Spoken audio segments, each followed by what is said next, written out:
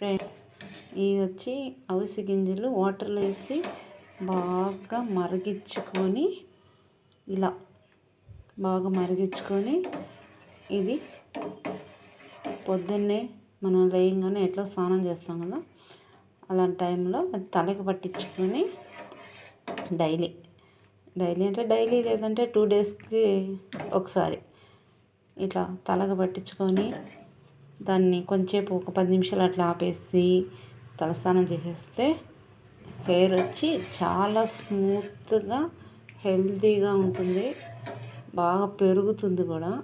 ఇది రియల్గా అండి. దీన్ని అట్లాగే ఫేస్ ప్యాక్ కూడా చేసుకోవచ్చు అండి. ఇప్పుడు నేను ఫేస్ ప్యాక్ వేసుకుని చూపిస్తాను. ఫేస్ ప్యాక్ కూడా చేసుకోవచ్చు. ఇది బాగా కాగిపోయింది. నేను ఫస్ట్ నుంచి వీడియో పెట్టలే. దీంట్లో ఎటువంటిది ఏమేలా అవిసె గింజలు, ఓన్లీ వాటర్, బాగా థిక్గా అవుతుంది. అంతేనండి, సింపుల్.